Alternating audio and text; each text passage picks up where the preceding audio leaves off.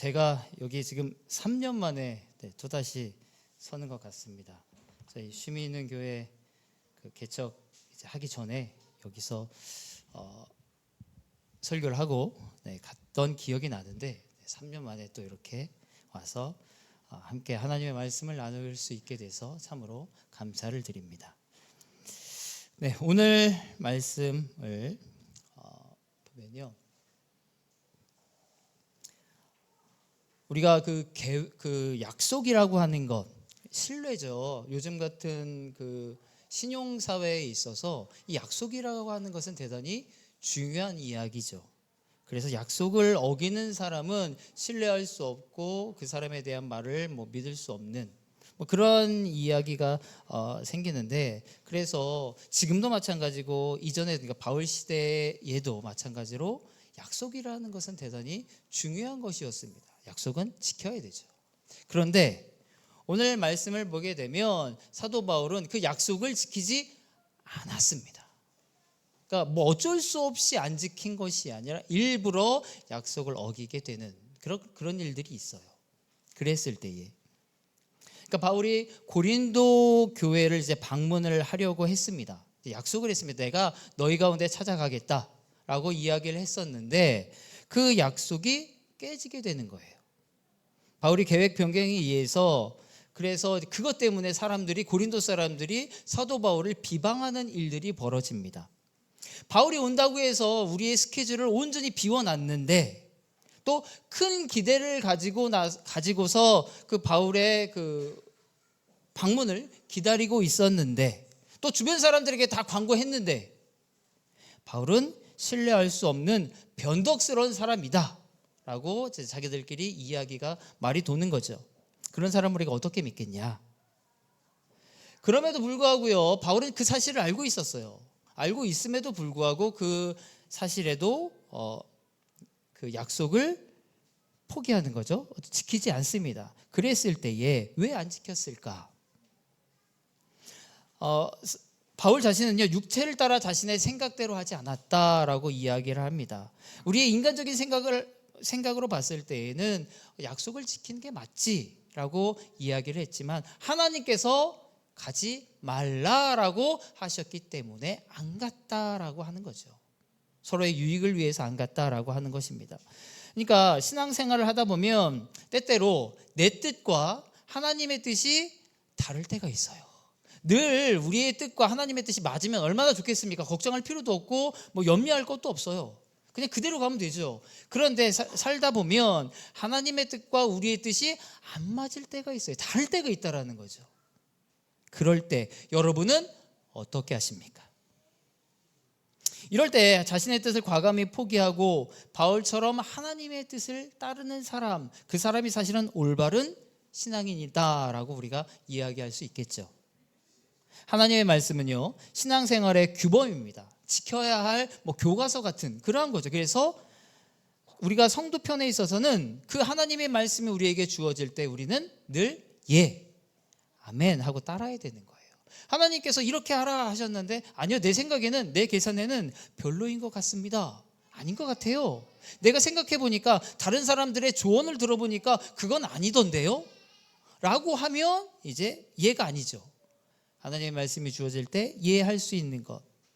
오늘 이 본문의 말씀을 통해서 하나님의 말씀이 여러분에게 주어질 때에 여러분도 역시 예하실 것이고 아멘 하실 것입니다.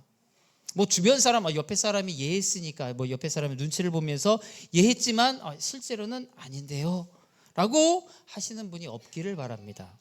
이제 말씀이 주어질 때에 예할 수 있는 신앙, 이러한 사람이 어떠한 신앙을 가지고 있는 사람인지에 대해서 몇 가지로 본문을 통해 이야기를 해보고자 합니다.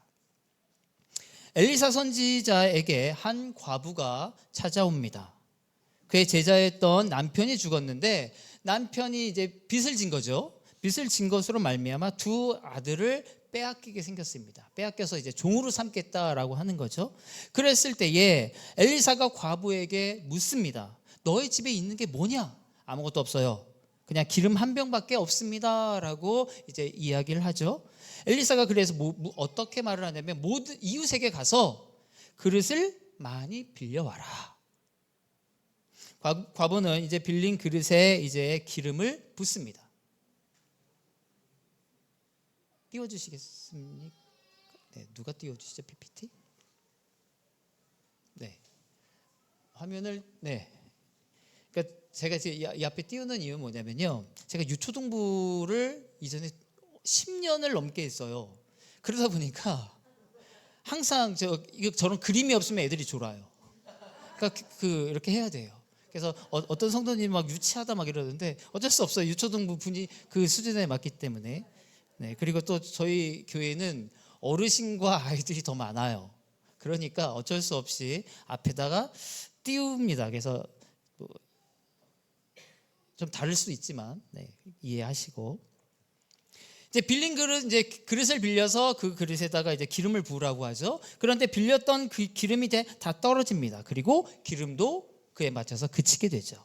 그러니까 빌린 그릇만큼 기름이 나오고 그 기름을 이제 팔아서 이제 생활비로 써라라고 이야기를 하는 겁니다. 자, 그러면 이제 여러분은 그 이제 이야기를 다 알았어요. 이제 엘리사가 그릇을 왜 빌리라고 하는지. 자, 여러분이 만약 이제 지금 결과를 다 들었으니까요. 여러분이 만약 그 과부라고 한다면 여러분은 어떻게 하겠습니까? 그릇을 얼마큼 빌릴까요? 그렇죠? 그 과부는 결과를 몰랐어요. 근데 우리는 알고 있잖아요. 자, 그릇 빌리는 거 귀찮지 않습니까? 이스라엘에 가서 막 뭐 아쉬운 소리도 해야 되고 막 여기저기 막 기름 어쨌든 기름 그 그릇을 빌리려면 쉬운 일은 아니에요. 그런데 결과를 알면요, 해야죠. 아쉽지만 해야죠. 왜요? 확신이 있으면 하는 거예요. 우리는 결과를 아니까. 예전에 CGV에서 그 만우절날 이벤트를 한 적이 있습니다. 이른바 팝콘 이벤트예요. 그러니까 가지고 오는 그릇에 팝콘을 가득 담아주는 것이었어요. 그래서 그러면 여러분은 어떤 그릇을 가져가야 할까요? 오늘 뭐 엘리사와 그 과부의 얘기는 비슷하죠. 자, 네. 그런데 이벤트 하는 날이 하필이면 만우절인 거죠. 이게 걸리는 거예요. 평일날 했으면 괜찮은데 만우절날 이 이벤트를 했어요. 자, 여러분은 어떻게 할까요? 믿어야 할까요? 말아야 할까요? 이제 고민이 생기는 거죠. 그러니까 조그만 뭐 이런 그릇은 뭐 들고 가도 상관이 없겠지만 큰 그릇을 어떻게 가져가야 할까? 이제 사람들이 이제 그 공지를 보고서 이게 진짜냐 아니냐 막 이제 고민하는 거죠. 그런데 믿고 그릇을 들고 간 사람들이 있었다라는 거죠. 그리고 결과. 네, 한 장 넘겨주시겠어요? 네, 한 장, 예. 네, 이런 이벤트가 떴었고, 이런 공지가 떴었고, 이제 팝콘이 이제 나무에 열린다라는 그런 이야기였죠. 저거에 성공해서 우리가 팝콘을 나눠줄 수 있다. 믿음이 안 가죠. 저 팝콘 나무도 이상할 뿐더러 만우절인 거죠. 그래서 이걸 믿어야 되나 말아야 되나라고 할 때에 실제로 그날, 네, 한 장 더 넘겨주세요. 네, 들고 간 사람이 있었다라는 거죠. 그리고 그 사람들은 받았어요. 자, 저 사람들이 저렇게 무거운 사람들 많은데 여러분이 생각을 해보세요. 극장을 가는데 이런 통을 들고 가면 부담스럽지 않습니까? 힘들잖아요. 근데 들고 간 사람은 뭐죠? 확신이 있는 거죠. 야, 가면 줄 거야. 그러니까 저거 들고 가지. 확신이 긴가민가 하는 사람들은 못 들고 갑니다. 확신이 있으면 행동할 수 있다라는 이야기예요. 하나님은요, 우리에게, 믿는 성도들에게 말씀대로 행하라 그러면 복 주시겠다라고 분명히 말씀하셨습니다. 약속하신 거예요. 그리고 그 약속이 주어질 때에 그것에 대한 확신이 있는 사람은요, 행하는 거죠. 확신이 없는 사람은 못하는 거예요. 긴가민가 하는 거죠. 모세가 하나님의 명령을 따라서 이제 애굽에서 해방된 이스라엘 민족을 이제 가나안 땅으로 데리고 갑니다. 그리고 그 바람 광야에 이르렀을 때에 하나님께서 명하신 대로 각 지파에서 12명을 선출해서 이제 그 12명의 정탐꾼이죠. 정탐꾼을 이제 보내게 됩니다. 그랬을 때에 40일간 정탐하고 돌아온 그들의 입에서 나온 이야기는 10명은 우리가 올라가면 죽는다. 걔네들 싸움 되게 잘하게 생겼다. 우리들은 가면 진다. 라고 이야기를 하는 거고요. 2명은 아니다, 우리 갈 수 있다. 그들이 싸움 잘하게 생긴 건 맞더라. 갔더니 엄청나게 키도 크고 인상도 엄청 더럽고 그러더라. 우리가 싸우면 질 것 같은데? 그러니까 10명과 2명과의 싸움이죠. 10명은 안 된다, 우리 들어가면 죽는다. 2명은 그래도 들어갈 수 있다. 자, 사실은 하나님께서 그 땅을 주신다고 약속을 하신 거죠. 그러니까 그 땅에 누가 있든 상관없이, 그러니까 그 땅에 강한 사람이 없으면 너희에게 줄게라고 약속하신 것이 아니라 그 땅이 그 땅에 군대가 있던 아니면 싸움 잘하는 사람이 있던 그것과 상관없이 너희에게 주겠다라고 하신 거죠. 그러니까 오늘 그 12명의 정탐꾼들이 보고 온 땅은 들어갈 수 있다라는 겁니다. 하나님께서 약속으로 주셨다라는 거죠. 그 확신이 있으면요, 들어가는 거죠. 그러니까 우리가 사실 확신이라고 하는 건요, 어느 날 갑자기 생기지 않아요. 여러분이 지나온 그 신앙의 그 시간들 있죠. 그 시간들이 쌓이고 쌓여서 여러분에게 확신이 주어집니다. 그러니까 지난 일들을 생각하는 거, 기억하는 거 중요해요. 그러니까 사실은 우리 신앙은 우리 현재가 중요하지만 이전 것이 중요한 게 뭐냐면, 예전에 지금 그때는 몰랐는데 지금 와서 보니까 그 전에 하나님께서 일하셨더라. 지금까지 보니까 지금까지 인도하시고 내가 넘어지지 않고 쓰러지지 않는 것은 하나님의 놀라운 은혜였더라. 그것을 기억하는 사람은요, 확신이 있는 거죠. 이전까지 하나님께서 보호하셨으니까 앞으로도 지금도 보호하실 거야. 이 확신이 있는 사람은요, 하나님의 말씀을 믿을 수 있어요. 근데 이 확신이 없으면 긴가민가 하는 거죠. 과연 하나님이 들어주실까? 그때는 들어주셨는데 이건 들어주실까? 오늘 그 가나안 땅 앞에 서 있는 그 이스라엘 백성들은요, 어떤 사람이냐면 그 출애굽을 하면서 그 10가지 재앙이 있죠. 그 10가지 재앙을 겪었던 사람입니다. 우리는 말로만 들었잖아요. 우리는 겪어보지 못했습니다. 그런데 그 사람들은 직접 겪었던 사람입니다. 어느 누구보다도 체험을 많이 한 사람이에요. 홍해도 직접 건넜죠. 만나와 메추라기 있죠. 그리고 지금도 마찬가지. 지금 그 정탐꾼들과 이야기하는 지금 이 순간에도 고개만 싹 돌리면 성막 가운데에 구름 기둥이 있는 거예요. 그러니까 하나님의 임재하심을, 하나님의 살아계심을 언제든지 확인할 수 있는 상황에서도 불구하고 하나님의 말씀에 예하지 못했다라는 거죠. 확신이 없는 거예요. 그것, 홍해는 건너게 하셨지만 이 가나안 땅에 있는 사람들과는 싸울 수 없는 하나님이야, 그렇게 생각을 하는 거죠. 우리도 마찬가지예요. 하나님께서 이제 예수님께서 성경에 보면 수많은 사람들을 일으키시고 고치셨습니다. 자, 그러면 그 예수님, 그 안진뱅이를 일으키신 예수님은 안진뱅이는 일으키셨는데 코로나19는 못 고치셔. 그러한 예수님이신가요? 그렇게 생각하는 거죠, 사람들이. 눈먼 자는 뜨게 하셨지만 다른 감기 걸린 사람은 못 고치셔. 그게 아니죠. 그러한 예수님은 오늘의 우리의 예수님이다라는 것. 다윗과 함께 하셔서 놀라운 일들을 행하셨던 하나님은 오늘도 나와 함께 하신다라는 것. 그러니까 다윗의 하나님이 아니라 그 하나님은요, 나의 하나님인 거예요. 여러분, 한 사람 한 사람의 하나님이지 다윗으로 선을 그시면 안 된다라는 거예요. 그럼 성경을 우리가 읽는 의미가 없어요. 그 확신이 우리에게 있어야 된다. 다윗에게 행하셨던 하나님은 오늘 우리에게도 동일하게 찾아와 셔서 그러한 일들을 행하실 수 있다라고 하는 확신, 그것이 있으면요, 나아갈 수 있죠. 이해할 수 있습니다. 그러니까 하나님께서 우리에게 말씀하실 때 이거는 안 될 것 같은데, 이거는 힘들 것 같은데, 아니요, 이해할 수 있어요. 확신이 있으니까요.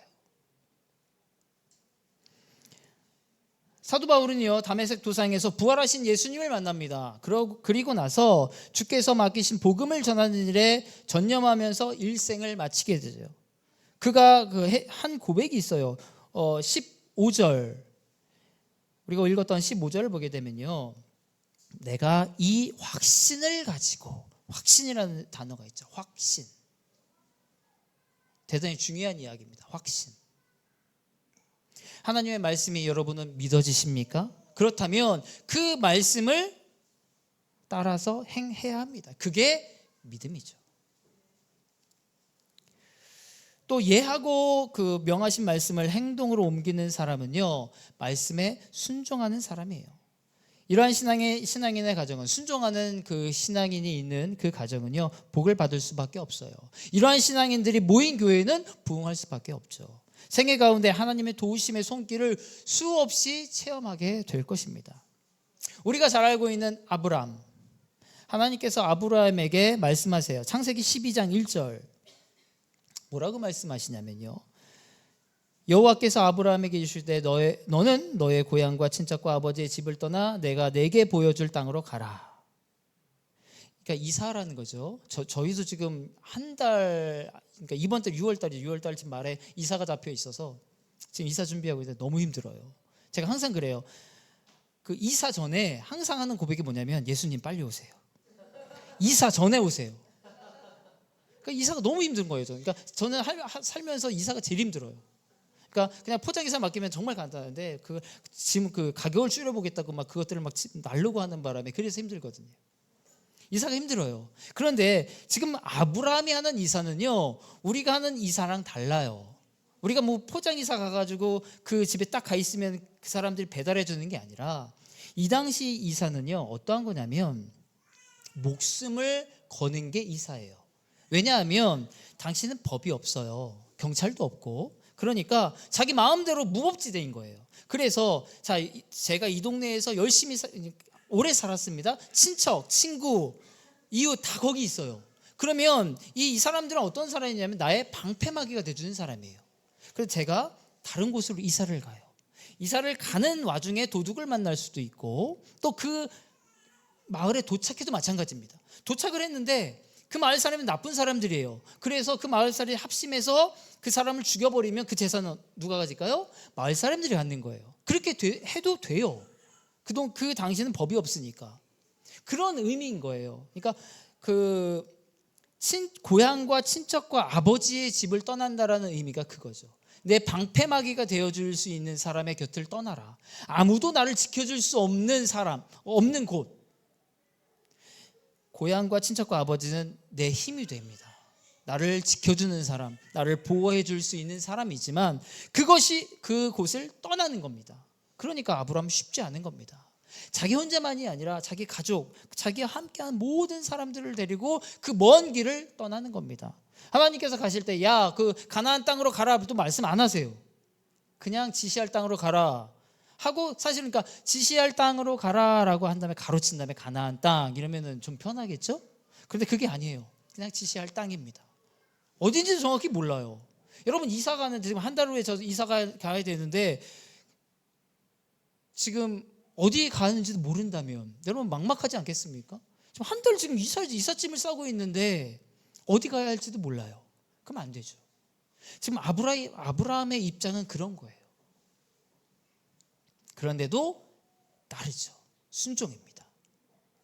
우리가 아브라함을 보면서 어떤 생각을 하냐면, 도대체 아브라함이 뭐길래 그 사람이 믿음의 조상이라고 불릴까? 그 사람이 어떤 대단한 일을 했길래? 없어요. 이겁니다. 순종. 이거밖에 없습니다.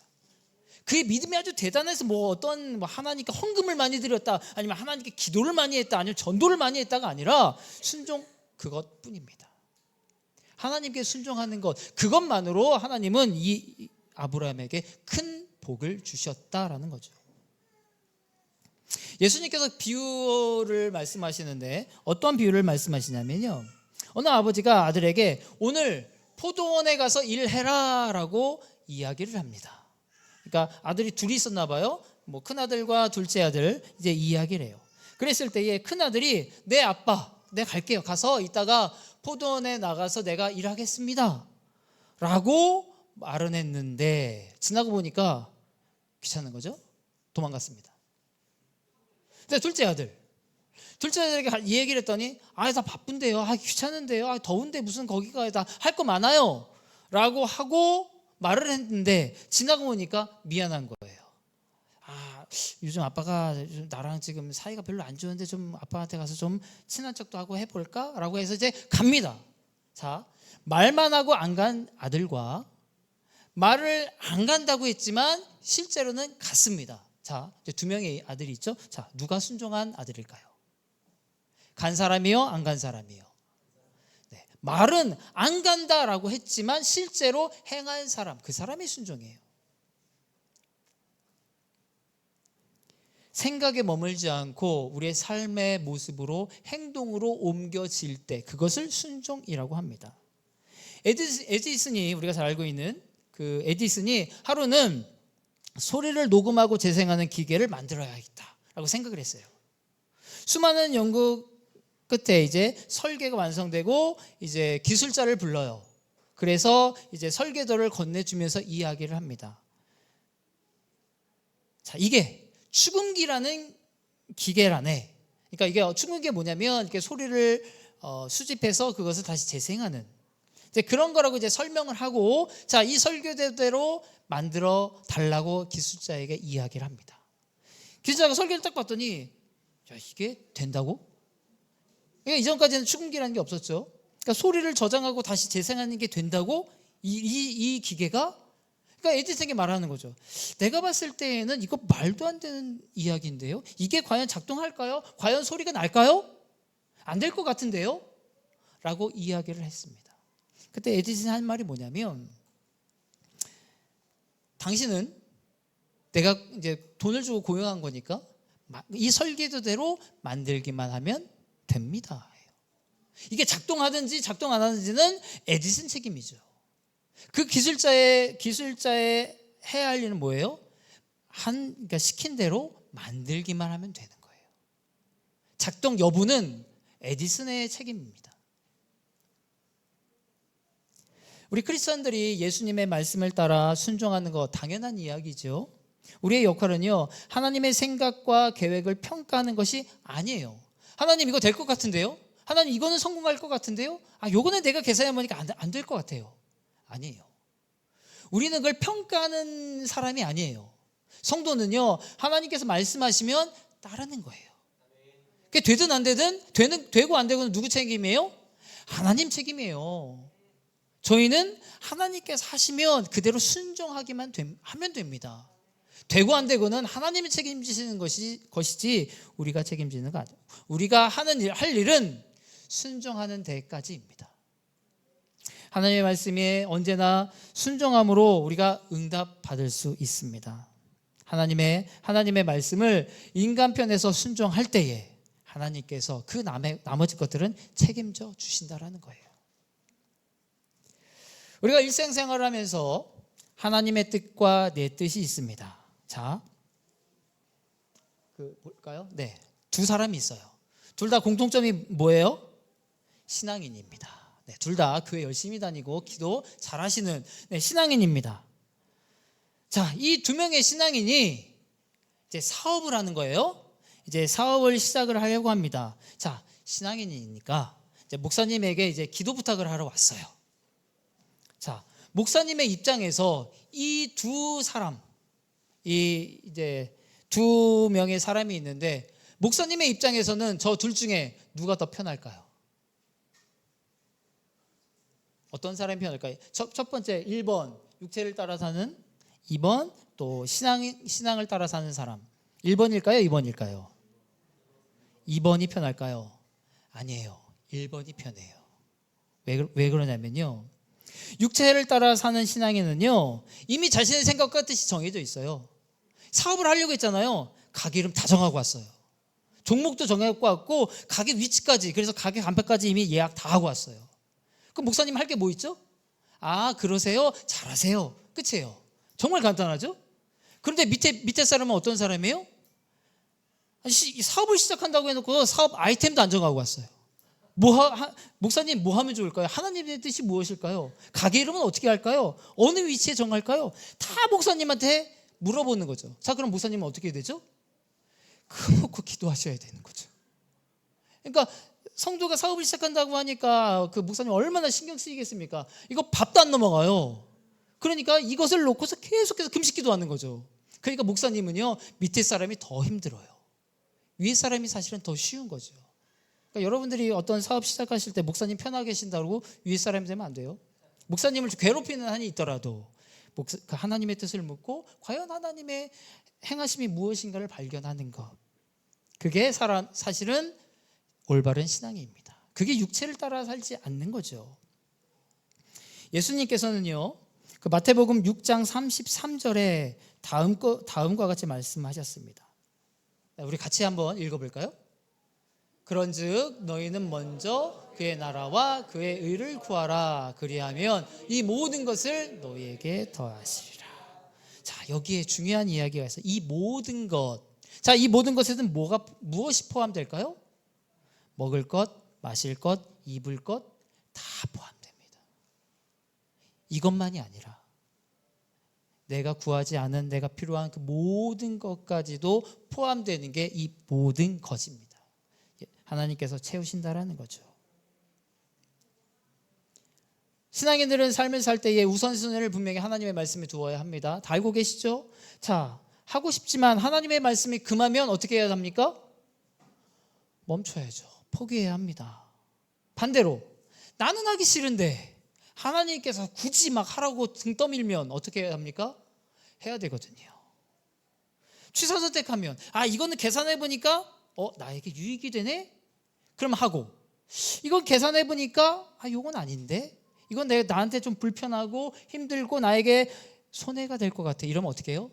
생각해 보는 거죠. 하나님 잠깐만요. 보류. 그러니까 안 하겠다는 것이 아니라 잠깐만 뒤로. 우리 그렇지 않습니까? 제가 인터넷에서요 좀 재밌는 시를 봤어요. 그렇지만 주님이라는 시예요. 한번 쭉 읽어볼까요? 주님의 말씀대로 실천하겠습니다. 중요한 건 그거예요. 그렇지만 일단 장사가 잘 되게 축복부터 내려주세요. 그러면 실천하겠다는 소리죠. 항상 주님을 예배하고 싶습니다. 그렇지만 가끔 빠지는 주일 예배는 이해해 주세요. 헌금은 아낌없이 드리겠습니다. 그렇지만 100배의 축복은 반드시 주셔야 합니다. 주님의 일을 위해 헌신하겠습니다. 그렇지만 너무 많은 희생을 요구하지 마세요.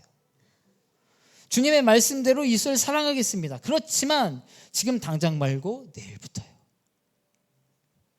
이게 많은 사람들이 하는 거예요. 그러니까 분명히 하겠다는 거예요. 하나님의 말씀대로 살겠습니다. 그렇지만 이 조건이 붙어 있는 거죠.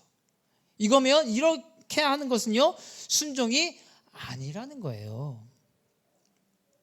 아이들을 이제 키우시고 있는 집에서 항상 그 벌어지는 일들이 있죠. 그래서 저희 집에도 이제 벌어집니다. 밥 먹어라, 씻어라, 뭐 정리정돈해라. 말 안 들어요. 모든 집의 공통점이죠. 아이들 앉혀놓고 한참 설명해요. 왜 이렇게 해야 되는지, 왜 뭐 정리정돈을 해야 되는지, 왜 부모의 말을 들어야 되는지 한참 이야기를 해요. 그럼 애들이 알았다고 해요. 그리고 진짜 알았나요? 아니죠. 조금 전에만 똑같아요. 자, 어쩔 때는 막 큰 소리로 외쳐도요 못 들은 척해요. 그러니까 아무리 큰 소리로 해도 자기 일에만 지금 몰두하고 있는 거죠. 그러다가 이제 자기들이 좋아하는 거 뭐 먹어라 이러잖아요. 달려와요. 이거 소리 안 질러도 돼요. 그러니까 저희는 그래요. 저희는 뭐 있잖아요. 그러니까 뭐 그냥 있는 건 말 안 하지만 정말 뭐 어디서 뭐 선물이 들어와서 맛있는 걸 갖고 와요. 그러면 크게 말 안 해요. 왜냐하면 안 먹은 사람이 잘못이지. 그러니까 조금 그러니까 들릴 정도는 하지만 소리는 안 질러요. 평소처럼. 야, 요 피자 먹을래? 네, 정말 조그맣게. 야, 그래서 근데 이 말을 알아들어요. 그리고 달려와요. 자. 그러니까 작은 목소리로 해도 정말 반응하면서 달려오는 이 아이들. 이게 과연 그러면 이 아이들이 부모의 말에 순종하는 걸까? 그러니까 자기가 원하는 거는 순종하고 자기가 별 귀찮은 것들은 순종 안 하는 이 아이들이 과연 순종하는 걸까라고 이야기할 수 있는, 우리가 이제 생각을 해보는 거죠. 과연 순종이라고 할 수 있을까? 하나님께서 여러분에게 오늘 이 시간 여기다가 1억 원을 딱 놓으면서 자, 가져가라고 여러분에게 이야기를 합니다. 자, 여러분은 그거 무겁고 귀찮은데 갖기 싫은데 하나님의 명령이니까 내가 억지로 가져갑니다 라고 가져갑니까? 아니죠. 그냥 좋다고 가져가네. 감사합니다 하고 가져가는 거죠. 이것을 하기 위해 수고와 노력이 필요한가요? 결단이 필요한가요? 여러분의 뭐 인내, 뭐 땀 그게 필요한가요? 아니죠. 그냥 좋잖아요. 그냥 1억 가져가 이러면 감사합니다. 가져가면 됩니다. 그런데 반대로 하나님께서 1억 줘라고 했습니다. 1억 달라고 하시는 거죠? 자, 그럼 여러분은 어떻게 하실까요? 아까 1억 가져가라고 하는 것과 1억 줘라고 할 때에 이거는 앞에 거는 듣고 순종하고 이거 하면서 하나님의 말씀이니까 순종합니다. 가져갑니다. 그런데 줘라고 했을 때는 그거는 잠깐만요. 그런 거죠. 취사 선택하는 거예요. 나에게 맞는 거, 나에게 기쁨이 되는 거, 유익이 되는 거는 말하지 않아도 그냥 가져가지만 하지만 그리고 그 순종이라고 이야기를 해요. 나 하나님의 말씀 순종했어. 하지만 반대의 경우 내게 손해가 되고 유익이 되지 않을 때에 그것을 하나님께서 말씀하셨을 때 과연 내가 그것을 순종하느냐 순종하지 않느냐. 그러니까 어떤 것만 골라서 순종하면 그건 순종이 아니라는 거예요. 이것을 말씀하시던 저것을 말씀하시던 똑같이 들어야 순종이라는 거죠. 한 농부가 기르던 암소가 어느 날 쌍둥이 송아지를 낳았습니다. 자, 쌍둥이 송아지가 모르죠? 자, 농부가 무척 기뻐하면서 여보, 우리 저 하나님께서 2마리를 주셨으니까 저 2마리를 잘 키우다가 때가 되면 1마리를 팔아서 하나님께 드립시다 라고 했어요. 그러니까 아내가 묻는 거죠. 자, 저기 똑같이 생겼는데 어느 소로 할까요? 그러니까 농부가 이야기해요. 그때 되면 정하면 되지 뭐. 지금 모르니까 좀 정해봐도 모르니까 그때 되면 정합시다 라고 지나갔어요. 이제 시간이 지나서 이제 지났죠? 몇 달 뒤에 농부가 슬픈 얼굴로 아내를 찾아갔어요. 나쁜 소식이 있어요. 하나님의 송아지가 죽었어요. 왜 하나님의 송아지를 할까요? 자기의 송아지도 있을 수 있잖아요. 근데 꼭 그것을 하나님의 송아지라고 이야기하는 이유는 뭘까요? 오늘날 많은 성도들이요, 예배에 참석하기도 하고 여러 봉사를 합니다. 신앙생활을 하죠. 하지만 이 농부처럼 하나님을 우선하지 아니하고 내 것을 먼저 생각하는 것, 계산을 하는 거죠. 이것은 완전한 순종이 아니라는 거예요. 말씀을 맺겠습니다. 신앙인과 불신앙인의 차이는요, 하나님의 말씀을 얼마나 알고 있느냐의 그 여부에 따르지 않습니다. 바리새인과 서기관들은요, 그 누구보다도 하나님의 말씀을 잘 알았어요. 하지만 예수님의 책망을 받죠. 알고 있는 대로, 믿고 있는 대로 하나님의 말씀에 예하고 행동하는 사람이 있는가 하면, 입으로 예하지만 속으로는 잠깐만요 예수님, 잠깐만 요거는요 좀 계산 좀 하고요, 그런 사람들도 있다라는 거죠. 우리가 하나님의 말씀을 들을 때마다 우리가 얼마나 예하고 그대로 행동하고 계십니까? 속으로 아니요, 잠깐만요, 조금 계산 좀 해볼게요 라고 하시면 안 된다라는 겁니다. 하나님께서 말씀을 주실 때에 우리가 그것을 계산하는 것이 아니라 즉각적으로 예할 수 있어야 한다라는 것입니다. 비록 그것이 나에게 손해가 되는 것일지라도, 내가 힘들고 어려운 것이 될지라도 순종할 때에 인간의 이성으로 이해할 수 없는 놀라운 기적들을 여러분의 삶에서 체험하게 되실 것입니다. 승리하시길 주의 이름으로 축원합니다. 기도합니다. 사랑해 주님, 감사합니다. 주의 말씀이 주어질 때에 우리는 예, 아멘으로 화답하게 하시옵소서. 그것을 취사 선택하고 계산하지 않게 하여 주시고 오직 하나님의 말씀에 순종하여 주께 복받는, 주께 인정받는 자 되게 하옵소서. 감사하며 살아계신 예수님의 이름으로 기도합니다.